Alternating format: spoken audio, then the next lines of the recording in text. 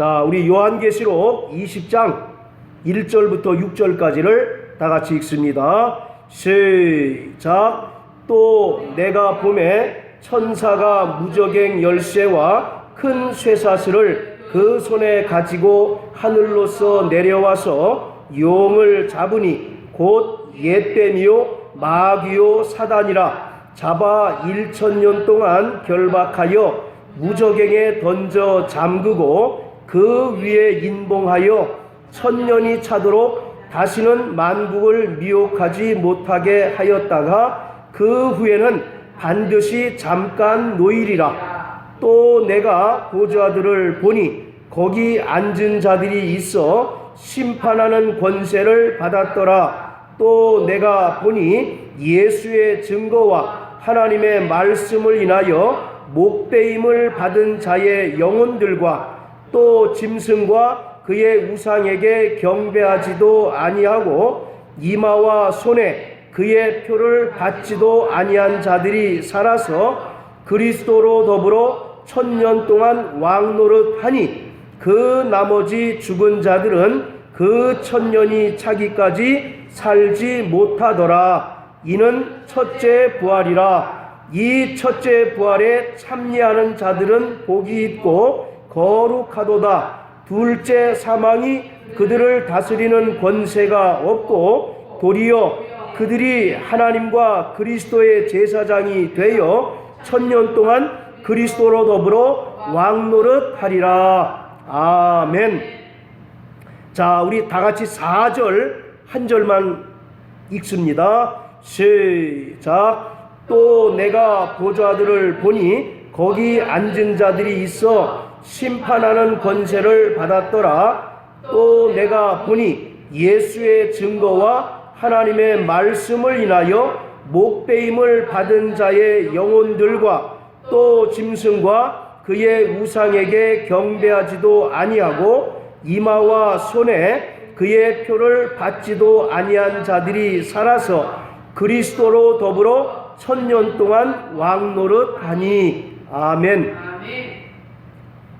결론부터 말씀을 드리면 오늘 본문은 예수의 재림 이후에 일어나는 사건에 대하여 기록한 것이 아니라 예수 그리스도의 십자가의 구원 사건부터 재림 때까지의 기간 동안에 일어나는 사건을 기록한 것입니다.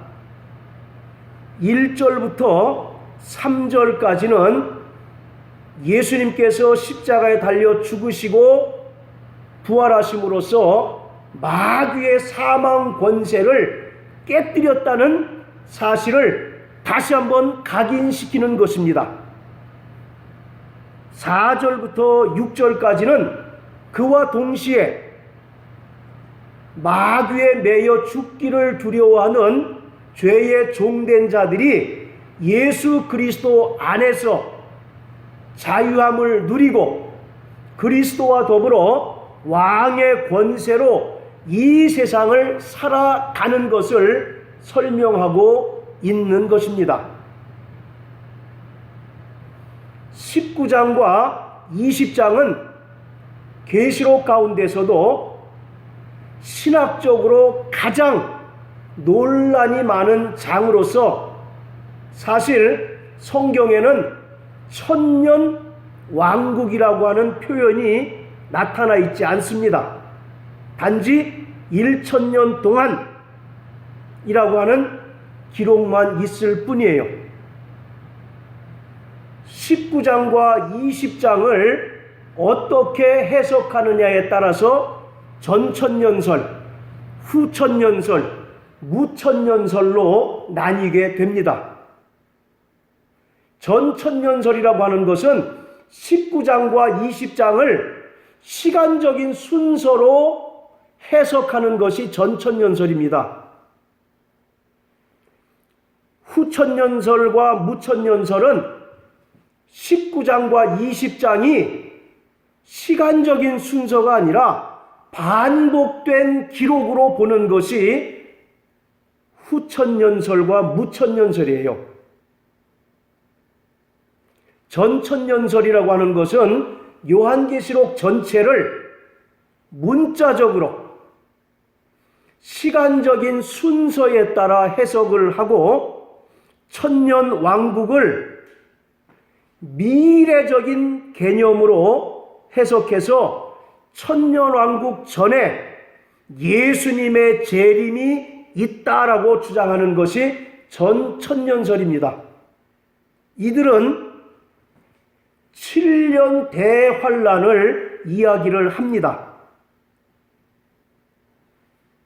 그런데 7년 대환란도 전 3년 반, 후 3년 반으로 나눠서 전 3년 반 동안은 적그리스도가 출현을 하지만 이스라엘과 평화협정을 맺어서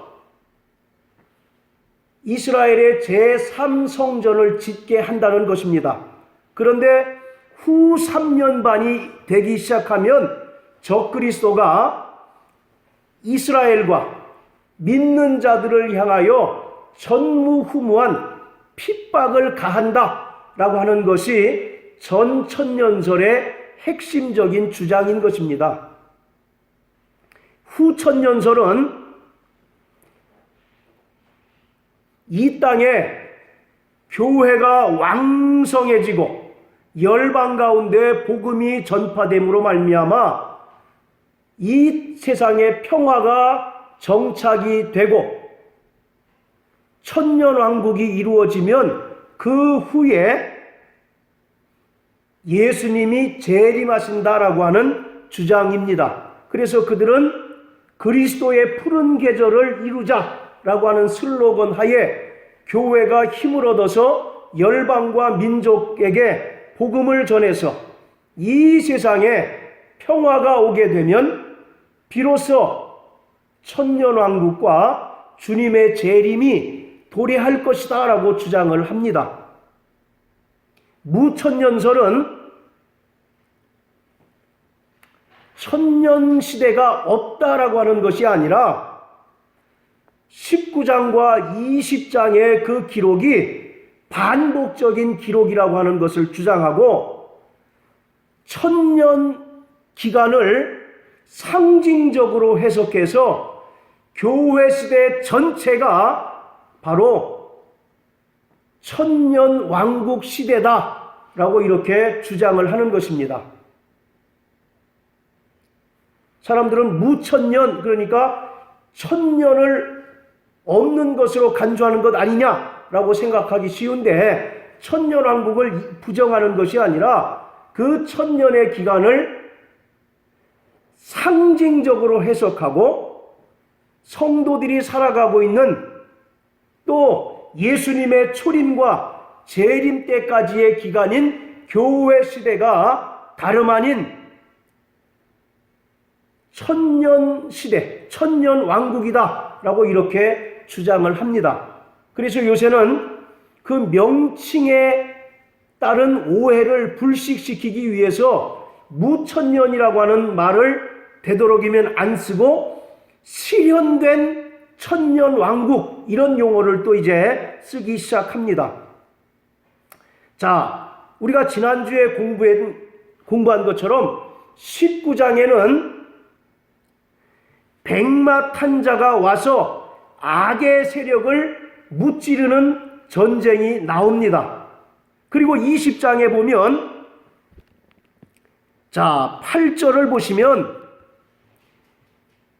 땅의 사방 백성 곧 곡과 마곡이 하나님의 세력들과 일전을 벌이는 전쟁을 기록하고 있는데 이 19장의 백마탄자의 전쟁과 20장에 나오는 곡과 마곡의 전쟁이 서로 별개의 전쟁이 아니라 예수 그리스도가 이 땅에 재림함으로써 발생하는 최종적인 종말적인 전쟁을 가리키고 있다라고 하는 것입니다. 그래서 19장과 20장이 시간적인 순서에 의해서 기록된 것이 아니라 다른 관점에서 반복적으로 기록됐다라고 보는 것이 특히 무천년설을 주장하는 사람들의 입장인 것입니다.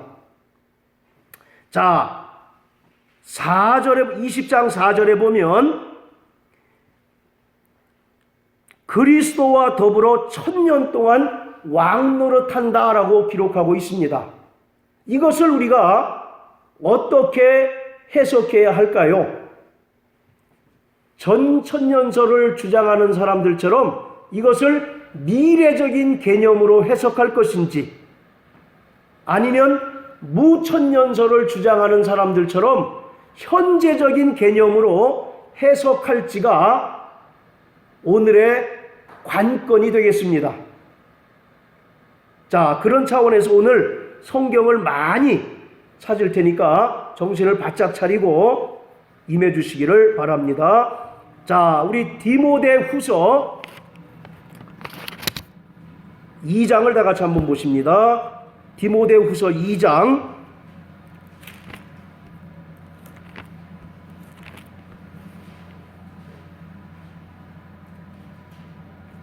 자, 11절 12절입니다. 다 같이 읽습니다. 시작. 미쁘다 이 말이요, 우리가 주와 함께 죽었으면 또한 함께 살 것이요, 참으면 또한 함께 왕노릇할 것이요, 우리가 주를 부인하면 주도 우리를 부인하실 것이라. 11절은 우리가 주와 함께 죽으면 또한 함께 살 것이다 라고 말하고 있습니다. 이것을 한마디로 뭐라고 얘기할 수 있을까요? 그렇죠. 침례에 대한 이야기입니다. 그러니까 우리가 침례를 통해서 예수의 죽음과 부활에 연합하면 12절에 우리가 그리스도와 함께 왕노릇하게 된다라고 말씀하고 계십니다. 자, 여기서 왕노릇이라고 하는 말은 그 시점이 미래적인 시점으로 기록되었습니까? 아니면 현재의 시점으로 기록되었습니까? 현재죠.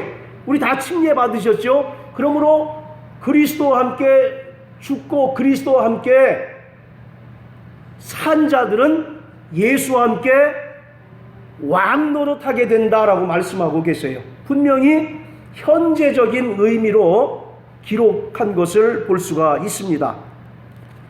자, 또 계시록 5장 10절입니다.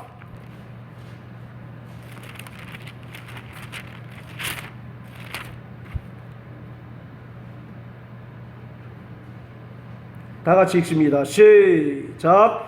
저희로 우리 하나님 앞에서 나라와 제사장을 삼으셨으니 저희가 땅에서 왕노릇 하리로다 하더라. 아멘. 자, 20장 5절입니다. 22장 5절.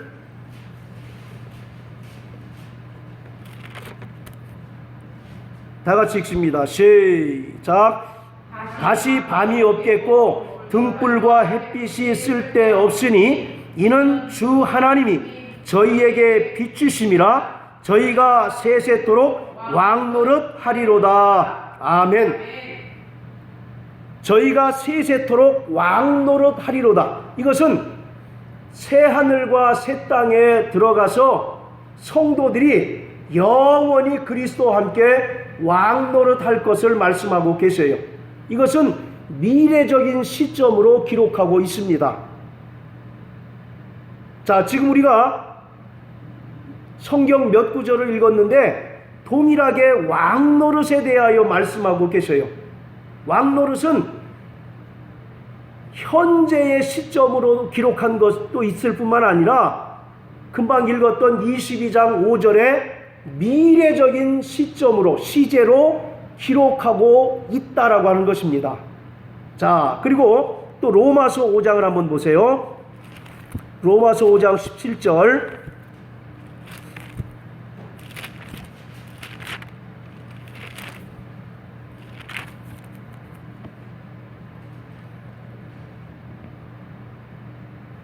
자, 같이 읽습니다. 시작.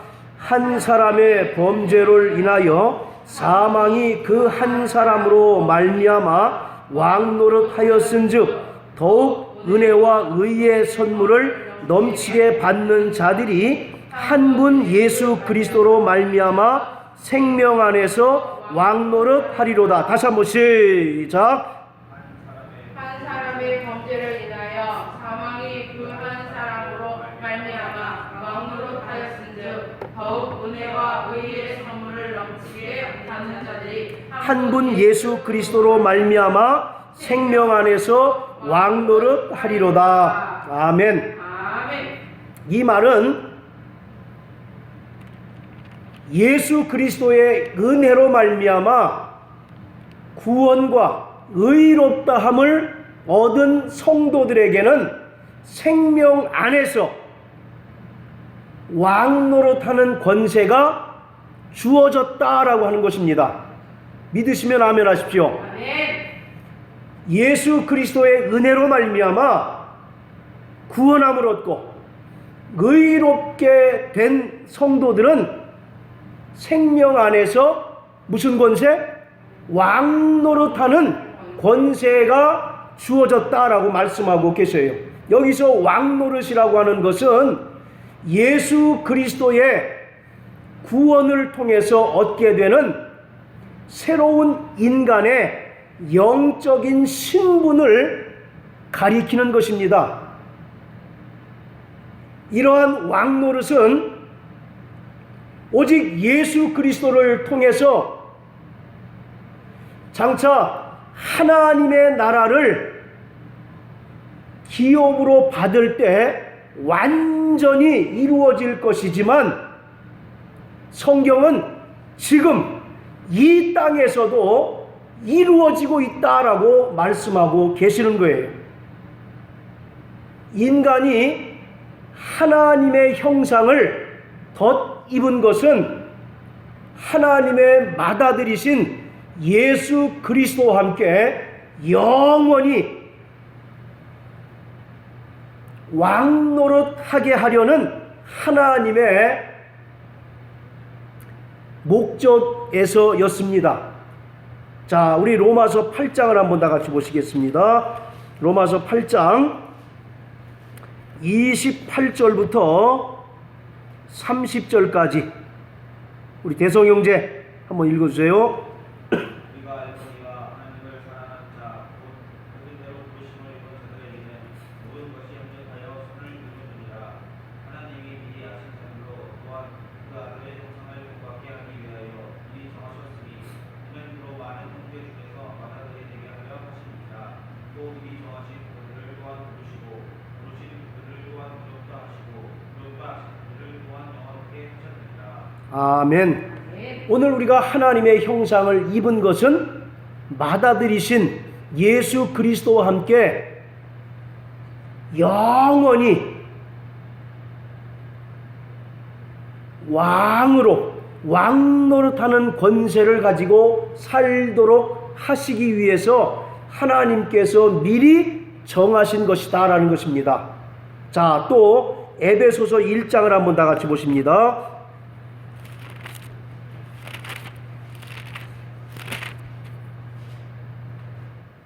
에베소서 1장 4절 5절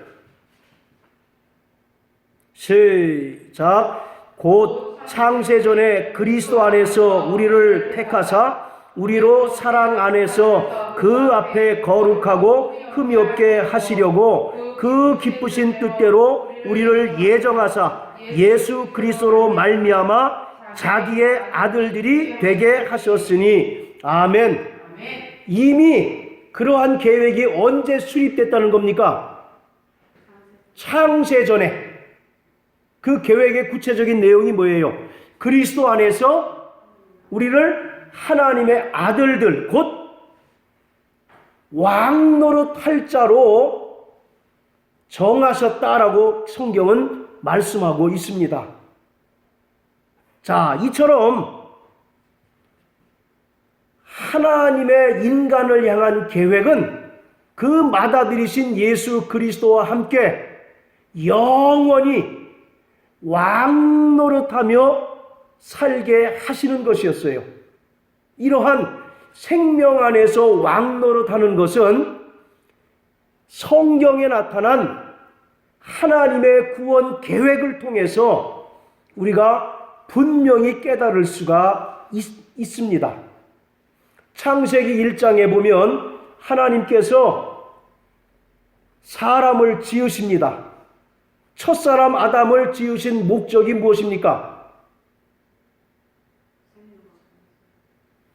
하나님께서 흙으로 사람을 지으시고 그 코에 생기를 불어넣으시고 하나님의 형상대로 인간을 지으신 까닭은 하나님의 모든 창조물들을 다스리고 지배하고 정복하도록 하시기 위해서입니다. 자, 우리 창세기 1장을 한번 다 같이 보시겠습니다.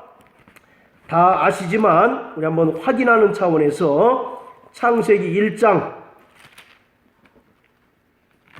26절부터 28절까지 읽습니다. 시작. 하나님이 가라사대 우리의 형상을 따라 우리의 모양대로 우리가 사람을 만들고 그로 바다의 고기와 공중의 새와 육축과 온 땅과 땅에 기는 모든 것을 다스리게 하자 하시고 하나님이 자기 형상 곧 하나님의 형상대로 사람을 창조하시되 남자와 여자를 창조하시고 하나님이 그들에게 복을 주시며 그들에게 이르시되 생육하고 번성하여 땅에 충만하라 땅을 정복하라 바다와 새와 땅에 움직이는 모든 생물을 다스리라 하시니라. 아멘. 타락하기 이전에 아담은 하나님께서 지으신 모든 피조물들에 대하여 하나님의 전권을 위임받은 대리자입니다. 그래서 금방도 읽으신 대로 다스리고 정복하라. 자, 다스리고 정복하는 사람은 누가 하는 것입니까? 그렇죠. 왕의 권세를 가진 자들이 하는 거예요. 그래서 하나님께서 아담을 지으시되 여섯째 날 지으신 까닭은 모든 피조물들이 다 누구를 위해서? 아담을 위해서 존재하도록 하시기 위해서라고 하는 것을 알게 하는 겁니다. 그래서 하나님께서 제6째 날 사람을 지으시고 다스리고 정복하라고 이와 같이 말씀하고 계셔요. 그런데 그만 창세기 3장에 가면 아담과 하와가 마귀의 꾀임을 받아서 범죄하고 타락합니다. 그리고 그 타락의 결과로 하나님께서 지으신 피조물들도 허무한데 굴복당할 수밖에 없는 상황에 처하게 된 거예요. 자, 로마서 8장입니다.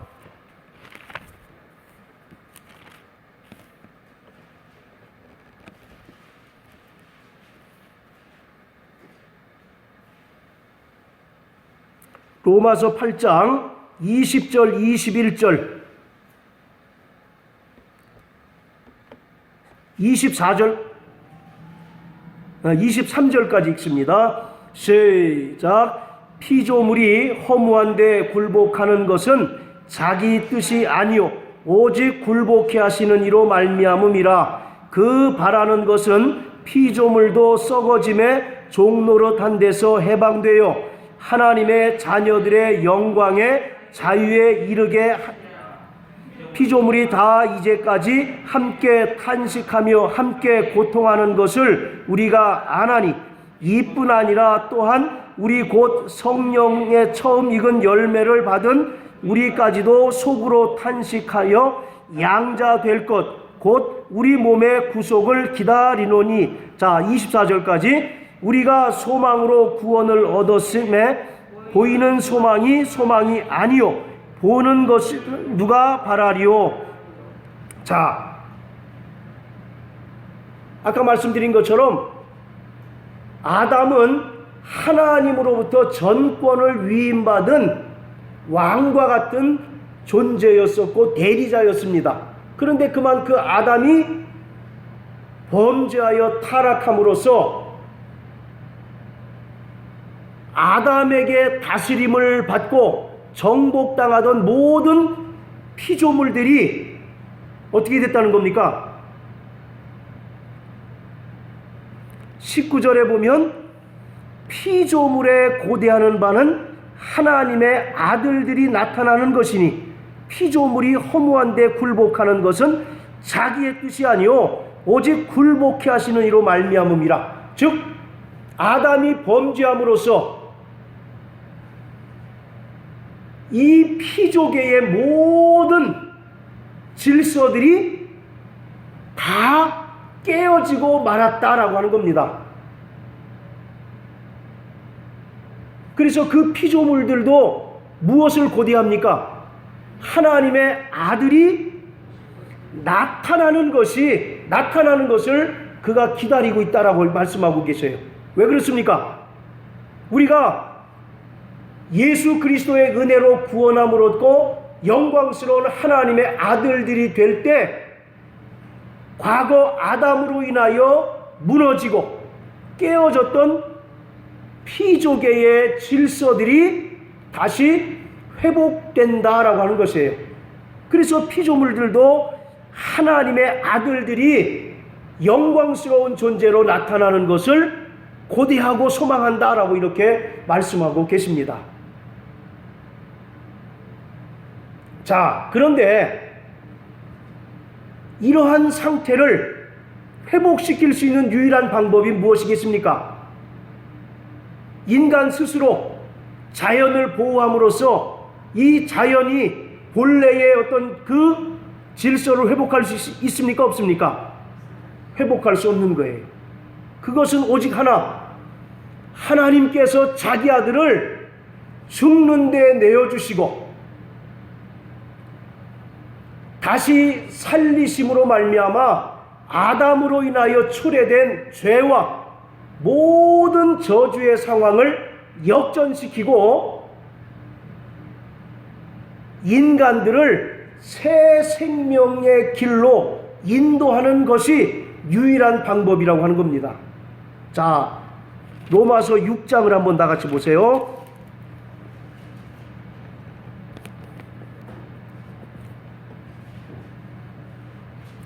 6장 4절 시작. 그러므로 우리가 그의 죽으심과 합하여 침례를 받음으로 그와 함께 장사되었나니 이는 아버지의 영광으로 말미암아 그리스도를 죽은 자 가운데서 살리심과 같이 우리로 또한 새 생명 가운데서 행하게 하려 함이니라. 자, 이와 같이 아담이 범죄하여 타락하고 그 타락의 결과로 피조세계도 온통 죄에 굴복함으로써 질서가 깨어지는 약육강식의 시대에 살고 있었다는 거죠. 여러분들, 하나님께서 창세기 1장에 지으실 때 사람이 고기를 먹었습니까? 안 먹었습니까? 하나님께서 인간에게 주신 양식은 채소죠, 채소. 그리고 또 각종 동물들에게도 고기 먹는 것을 허용하지 않으시고 그들에게도 채소를 먹게 하셨어요. 그런데 그것이 어느 순간에 그러한 질서가 깨져버리고 말았습니까? 아담이 범죄하여 타락함으로 말미암아 하나님께서 세워놓으신 피조계의 질서들이 다 깨어지게 되고 만물도 마귀에게 순종할 수밖에 없는 그런 상황이 되어버리고 말았다라는 얘기입니다. 그러한 상황을 회복시키는 유일한 방법은 하나님께서 자기 아들 예수 그리스도를 십자가에 매달아 죽는 데 내어주시고 다시 살리심으로써 아담이 초래했던 모든 죄와 저주의 상황을 역전시키고 인간이 새 생명을 얻는 그 길만이 바로 유일한 방법이라고 하는 겁니다. 자, 우리는 이 복음을 순종하는 자들입니다. 할렐루야. 바로 성경은 이 복음을 순종하는 마음으로 받은 자들은 예수의 부활의 생명이 우리의 영혼 가운데 있고 비로소 성도들은 그리스도와 함께 생명 안에서 왕노릇하는 권세를 얻게 된다라고 말씀하고 계셔요. 우리 다 침례 받으셨죠? 바로 침례라고 하는 것이 뭡니까?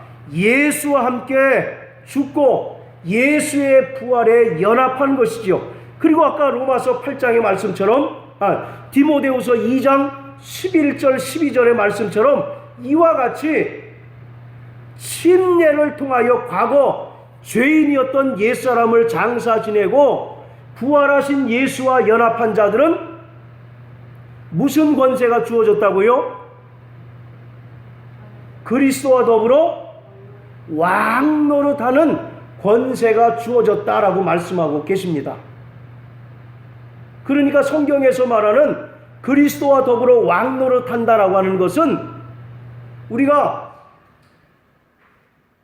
생각했던 것처럼 미래적인 개념으로 성경은 말하지 않고 우리가 침례를 받고 성령으로 중생하는 순간 오늘 우리의 영적인 신분이 누구와 함께?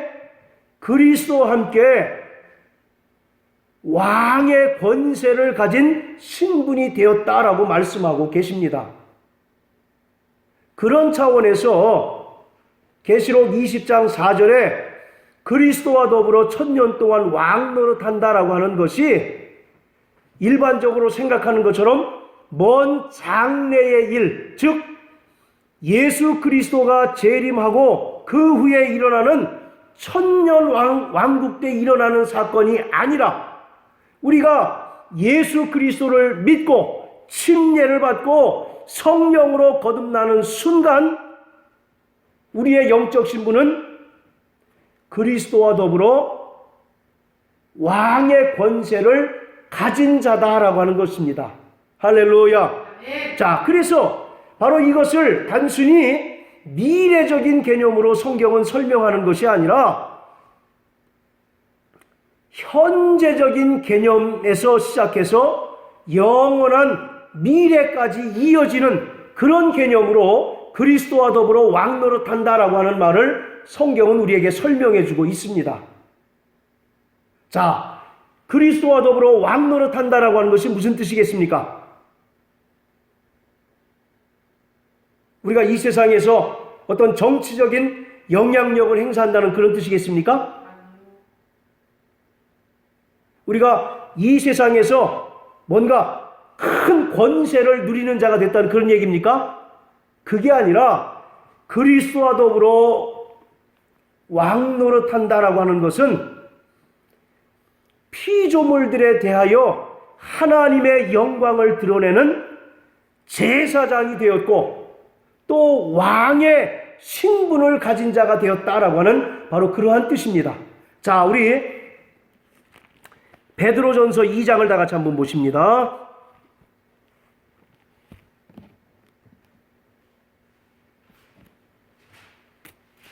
베드로전서 2장 자 9절 읽습니다. 시작. 오직 너희는 택하신 족속이요 왕같은 제사장들이요 거룩한 나라요 그의 소유된 백성이니 이는 너희를 어두운 데서 불러내어 그의 기이한 빛에 들어가게 하신 자의 아름다운 덕을 선전하게 하려 하심이라. 우리의 신분이 어떻다고요? 택하신 족속이요 왕같은 제사장이요 거룩한 나라요 그의 소유된 백성이다라고 말씀합니다. 자, 이것을 계시록 1장을 한번 보세요.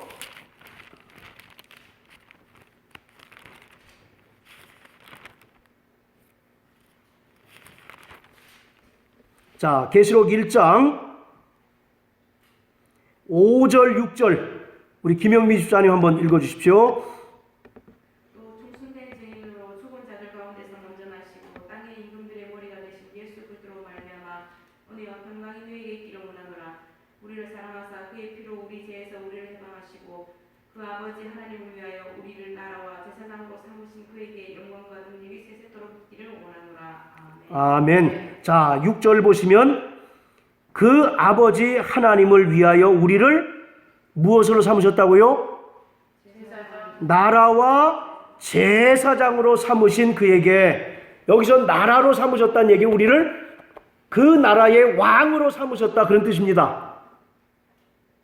그것을 아까 베드로전서 2장 9절에는 뭐라고 설명합니까? 왕 같은 제사장이요 또 거룩한 나라요 그의 소유된 백성이다 라고 말씀하고 계세요. 자, 따라하세요. 나는 그리스도와 더불어 왕 노릇하는 자다. 왕 노릇하는 자다. 자, 이 시점이 중요한 거예요. 우리가 지금까지 생각했던 것처럼 예수님의 재림 이후에 있게 되는 천년왕국 때 우리가 천년 동안 왕 노릇한다는 얘기입니까? 언제부터 우리가 왕과 같은 권세를 가지게 된다는 것입니까? 그렇죠. 우리가 침례를 받고 성령으로 거듭나 하나님의 자녀가 되는 그 순간 우리에게 뭐가 주어진다고요? 그리스도와 더불어 왕 노릇하는 권세가 주어진다는 거예요. 그리고 이것은 예수 그리스도께서 2000년 전에 유대 땅 베들레헴에 오셔서 모든 인간들을 위하여 친히 십자가에 달리시고 죽으시고 부활하심으로써 성취된 사건인 것입니다. 할렐루야. 아멘. 그러니까 우리가 지금까지 전천년설을 주장하는 사람들이 이야기하는 것처럼 예수님의 재림 이후에 있게 될 천년 왕국 때 그리스도와 더불어 천년 동안 왕노릇 하는 미래적인 개념이 아니라 언제부터 왕노릇 하는 겁니까? 우리가 구원받은 순간부터, 우리가 침례를 통해서 예수와 연합한 그 순간부터 이미 우리의 영적인 신분은 뭡니까? 왕의 권세를 가진 자들이라는 거예요. 그것이 바로 전천년설과 무천년설을 이제 가르는 중요한 요소가 되는 겁니다. 아까 처음에 말씀드렸죠. 전천년설을 주장하는 사람들은 천년왕국을 미래적인 시점으로, 미래적인 사건으로 해석을 합니다. 그래서 예수님의 재림 이후에 천년왕국이 있게 되는데 그 천년왕국 동안 하나님의 말씀과 예수의 증거를 인하여 목배임을 받은 자들이 그리스도와 더불어 왕노릇한다. 이러한 미래적인 개념으로 설명하는 반면에 무천년설을 주장하는 사람들은 그 천년 왕국이 예수님의 초림부터 재림 때까지의 전 기간이 천년 왕국이라는 겁니다. 이 천이라고 하는 숫자가 상징적인 숫자라고 하는 것이죠. 여러분들, 천이라고 하는 숫자는 어떻게 나옵니까? 10 곱하기 10 곱하기 10 하면 천이 나오죠. 바로 이 10이라고 하는 것이 완전 숫자고, 완전 숫자인 10이 3개가 모여서 천이 된다라고 하는 것은 이 천년이라고 하는 것을 문자적인 개념으로 이해해서는 곤란하고 상징적인 개념으로 해석할 때 성경을 해석하는 데 있어서 일관성을 가진다라고 하는 것입니다. 그리고 여러분들, 14만 4천이라고 하는 숫자 아시잖아요. 14만 4천은 어떻게 나오는 숫자라고 말씀드렸습니까? 12 곱하기 12, 그럼 144 아니에요. 거기다가 몇을 곱합니까? 곱하기 1000, 그럼 14만 4천이 되는 거잖아요. 그 1000이라고 하는 것은 완전 숫자라고 하는 겁니다. 그래서 상징적인 의미로 예수님의 초림부터 재림 때까지의 전 기간, 그것이 바로 천년왕국이다 라고 이렇게 주장하는 것이 무천년설을 주장하는 자들의 입장이에요. 그리고 성경은 상당 부분 그 무천년설을 주장하는 사람들의 입장에 동조하는 것처럼 보입니다. 금방도 말씀드렸던 것처럼 그리스도와 더불어 왕 노릇한다. 언제부터 우리가 왕의 신분을 가진다고 그랬습니까? 구원받은 순간, 침례받은 순간, 침례를 통해서 예수의 죽음과 부활에 연합한 순간 우리는 뭐가 됐습니까? 하나님의 자녀요, 왕과 같은 신분을 가진 자라는 거예요. 그러니까 우리가 예수님의 재림 이후에나 겨우 왕이 아니라 언제부터 왕입니까? 지금도 우리가 왕이에요, 아니에요? 근데 왕으로 살고 계십니까? 자, 예수님도 분명히 만왕의 왕이시고 만주의 주가 되셨어요. 그런데 그가 2000년 전에 유대 땅에 오실 때 사람들이 그를 다 환영했습니까? 그를 실어버린 바 되었습니까? 왜 그렇습니까? 그들은 영광스러운 옷을 입고 오시는 메시아를 기대했는데 예수님의 행색이 남루하기 이를 데 없기 때문에, 그리고 고운 모양도 없고 고운 풍채도 없었기 때문에 사람들로부터 실어버린 바 되었다라고 말씀하고 계셔요. 또 예수님은 이 땅에 33년 동안 계셨고 3년 동안 공생의 사역을 하시면서 하늘의 권세, 왕의 권세로 이 땅에서 하나님의 모든 뜻을 다 이루셨습니다. 그리고 결국 십자가에 달려 죽으셨어요. 그런데 그러한 예수님의 모습이 사람들의 눈에는 어떻게 비쳤을까요? 성공한 분으로 비춰졌을까요? 실패한 분으로 비춰졌을까요?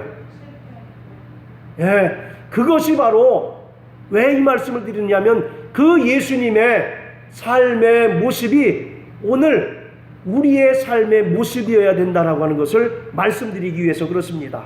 자, 따라하세요. 나는 그리스도와 함께 왕 노릇하는 자다. 언제부터요? 일반적으로 얘기하는 저 예수님의 재림 이후에나 가능합니까? 구원받은 이후에 우리는 왕의 신분을 가진 자들이에요. 그래서 아까 제가 성경 몇 구절을 다 확인을 시켜드렸죠. 한번 집에 가셔서 꼼꼼하게 생각해 보세요. 전부 다 우리가 예수를 믿고 구원받고 침례받은 이후부터 우리가 왕 노릇하는 자라고 성경은 분명히 언급하고 있습니다. 그런가 하면 계시록 22장 5절에 새하늘과 새 땅에서 저희가 세세토록 왕 노릇하리로다라고 이렇게 미래적인 개념으로 설명하고 계신데, 그것은 예수가 십자가에 달려 죽으시고 부활하심으로써 우리에게 주신 왕과 같은 권세가 이 땅에서 계속 유지되다가 저 영원한 하나님의 나라에까지 이어진다라고 하는 거예요. 우리는 지금 이 땅에서 왕과 같은 권세를 가지고 살아야 하나님 나라에 들어갈 수가 있는 겁니다. 할렐루야. 아직도 안 믿겨지시는, 자, 계시록 21장 한번 보세요.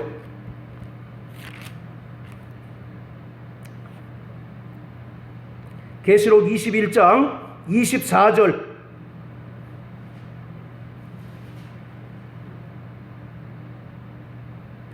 다 같이 읽습니다. 시작. 만국이 그 빛 가운데로 다니고 땅의 왕들이 자기 영광을 가지고 그리로 들어오리라. 다시 한번 시작. 만국이 그 가운데로 다니고 땅의 왕들이 자기 영광을 가지고 그리로 들어오리라. 여기서 땅의 왕들은 누굴까요? 저 미국 대통령? 아니면 러시아 대통령? 중국 대통령? 그 사람들을 얘기하는 것일까요? 우리 대성 형제, 땅의 왕들이 누구겠어요? 아까 우리 신분이 뭐라고 그랬습니까? 왕이잖아요, 왕. 네. 우리 그런 그 복음성가 있잖아요. 왕 아시죠? 네. 우리 한번 해볼까요? 자, 따라서 나는 왕이로소이다. 왕이로소이다. 이런 그 영화 제목이 있었습니다. 자, 이처럼 우리는 비록 땅에 살지만 우리의 영적인 신분은 뭡니까? 왕이에요, 왕. 그래서 땅의 왕들이 자기 영광을 가지고 그리로 들어가리라. 그러니까 이 땅에서 그리스도와 더불어 왕 노릇하는 자들이 저 영광스러운 하나님 나라 들어갈 수가 있다라는 얘기입니다. 그런데 우리 삶은 어때요? 왕과 같이 삽니까 지금? 예수님처럼 예수님께서 이 땅에 오셔서 왕과 같이 사셨어요? 거지같이 사셨습니까? 어떻게 사셨어요 예수님은? 사람들에게 가는 곳마다 환영받고 대접받고 영광받는 그런 삶을 사셨습니까? 아니잖아요. 가는 데마다 모욕당하고 침뱉음을 당하고 돌팔매질을 당하고 또 갖은 수모를 당하는 그런 삶을 사셨잖아요. 그가 왕입니까? 거지입니까? 그는 만왕의 왕이시고 만주의 주이시지만 이 땅에 오셔서는 철저하게 거지와 같은 삶을 사셨어요. 오늘 우리의 삶의 모습이 그와 같아야 된다라고 성경은 말씀하고 있는 거예요. 우리의 영적인 신분은 뭐라고요? 왕입니다, 왕. 그러나 우리가 이 땅에서 살아가는 모습은 거지와 같은 삶을 살아야 된다는 거예요. 그래서 누가복음 16장에 부자와 나사로의 이야기가 우리에게 시사하는 바가 대단히 큰 겁니다. 그러니까 거지같이 살라 그러니까 맨날 남의 집에 가서 구걸하는 그런 거 연상하는 것이 아니라 오직 이 땅에서 세상을 의지하지 않고 오직 누구만 의지하는 거예요? 하나님만 의지하는 삶을 사는 자가 바로 거지와 같은 삶을 사는 자라고 말씀을 드렸어요. 나사로라고 하는 이름의 뜻이 뭡니까? 하나님께서 도우시는 자. 따라서요. 하나님께서 도우시는 자.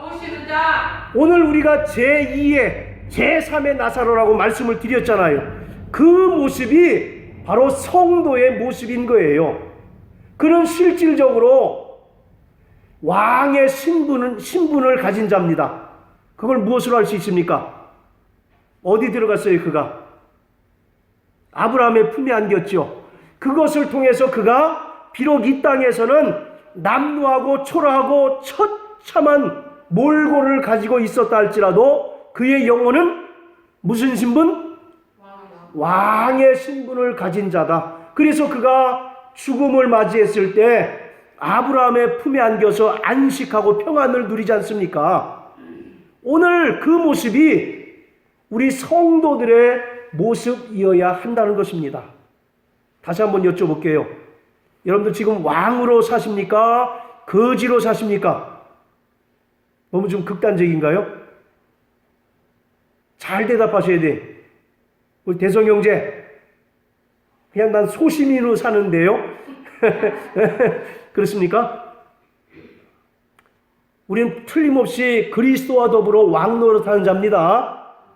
저 천년왕국 때에 비로소 돼서야 우리가 왕 노릇하는 자가 아니라 우리는 지금 이 땅에 살아가는 순간부터 우리의 신분이 뭐라고요?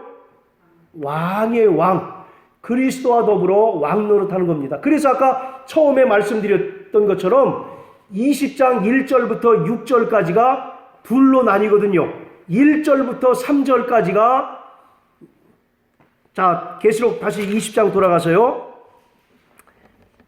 다음 주에 이제 또 한 구절 한 구절 일일이 설명을 드리면서 이제 할 텐데, 자, 20장 1절부터 3절까지는 예수 그리스도의 십자가의 죽음과 부활을 통해서 사망 권세가 완전히 깨뜨려진 상태를 설명하는 거예요. 자, 그리고 4절부터 6절까지는 그와 동시에 구원받은 하나님의 자녀들에게는 무엇이 주어진다고요? 왕의 권세가 주어지는 거예요. 자, 우리 한번 히브리서 2장을 한번 다 같이 보시겠습니다.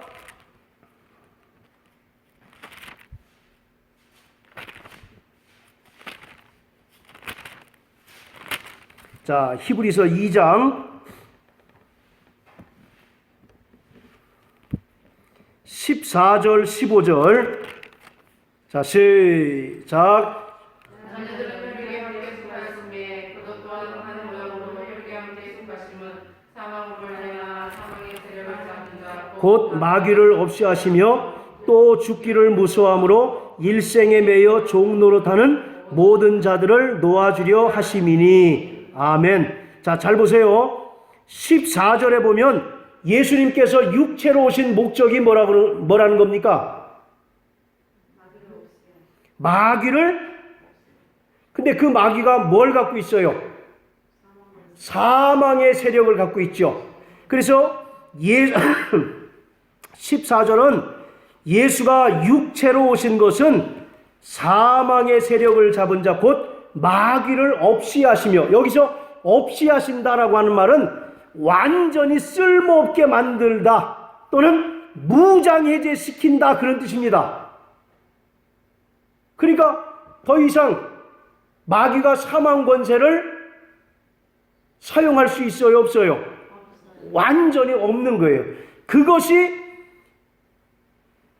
20장 1절부터 3절까지의 내용입니다. 그것을 풀어서 설명하고 있는 것이 계시록 20장 1절부터 3절까지의 내용이에요. 어떻게 그런 것 같습니까? 자, 20장 보시면 사단이 결박하고 막 그런 말 나오죠. 무저갱에 던져 잠그고 그 위에 인봉했다. 그러니까 사단이 더 이상 사망의 세력을 사용할 수 있습니까, 없습니까? 없는 거죠. 그러나 완전히 소멸되지는 않았죠. 지금 이 세상에 사망의 세력을 잡은 자가 있습니까, 없습니까? 있죠. 그러나 그에게 권세가 있어요, 없어요? 권세는 없죠. 단지 우리를 미혹하고 속이는 정도뿐이죠. 자, 그래서 히브리서 2장 14절은 계시록 1절부터 3절까지의 내용을 설명하고 있는 것이고요. 자, 그러면 15절은, 히브리서 2장 15절은 어떤 걸 설명하는 거겠습니까? 또 죽기를 무서워함으로 일생에 매여 종노릇하는 모든 자들을 놓아주려 하심이니. 그러니까 과거에는 마귀에게 종이었었는데 이제는 예수 그리스도로 말미암아 자유자가 됐다는 얘기죠. 자유자가 됐다라고 한 얘기는 그리스도와 더불어 왕노릇하는 자를 얘기하고 있습니다. 그래서 자, 이제 결론을 내립니다. 그래서 계시록 19장과 20장은 우리가 지금까지 알고 있었던 것처럼 시간적인 순서에 의해서 기록된 것이 아니다. 반복적으로 기록된 것으로 보아야 성경을 해석하는 데 있어서 일관성의 측면에서도 옳다, 온당하다라고 이렇게 말씀드리는 겁니다. 그리고 아까 말씀드렸죠. 19장에 나오는 백마탄자의 전쟁, 그리고 20장에는 곡과 마곡의 전쟁이 있죠. 그 전쟁이 서로 같습니까, 다릅니까? 같아요, 달라요? 아까 뭐라고 그랬습니까, 제가? 서로 별개의 사건이 아니라 동일한 사건으로서 예수님께서 재림하심으로써 이 땅에 있는 악의 세력들을 완전히 괴멸시켜버리는 종말론적인 전쟁이다라는 겁니다. 만약에 다음 주에 이제 할 얘기인데요. 만약에 19장으로서 악의 세력들이 모두 끝났으면 20장에 악의 세력들이 나오면 됩니까? 안 됩니까? 안 되잖아요. 그런데 계시록에 보면 계속 아마겟돈 전쟁이 나오는데 또 그 뒤에도 보면 또 전쟁 이야기가 계속 나오잖아요. 그건 왜 그렇습니까? 마귀도 막 부활을 합니까? 그래서 계시록은 시간적인 순서에 의해서 기록된 것이 아니고 다른 관점으로 반복적으로 기록됐다고 봐야 옳다라고 하는 겁니다. 무슨 말씀인지 아시겠죠? 그래서 그것에 따라서 전천년설과 무천년설이 서로 나뉘게 된다. 그런데 전천년설은 그리스도와 더불어 왕노릇하는 것이 장래의 미래적인 개념으로 해석하고 설명하지만 무천년설을 주장하는 사람들은 그리스도와 더불어 왕노릇하는 것이 언제 이루어집니까? 그렇죠. 우리가 구원받고 침례를 받은 그 순간부터 우리는 뭐가 되는 겁니까? 네, 왕의 신분을 가진 자요. 그리스도와 더불어 왕노릇하는 그러한 자들이라는 것입니다. 자, 다시 한번 따라할까요? 나는 왕이로소이다. 왕이로소이다. 믿어지십니까? 아멘. 맨날 직장 가면 구사리 먹고 혼나는데 무슨 왕은 무슨. 그래도 우리의 영적인 신분은 뭐라고요? 왕이라는 겁니다. 성도는 하나님께서 왕 노릇할 자로 부르신 자들입니다. 그리고 이 땅에서도 그리스도와 더불어 왕 노릇하게 되는 것이고, 그리고 저 영광스러운 하나님 나라에서도 영원히 왕 노릇할 자들이 구원받은 하나님의 자녀들, 성도들인 것이에요. 할렐루야. 아멘. 자, 이 시간 우리 다 같이 기도하겠습니다.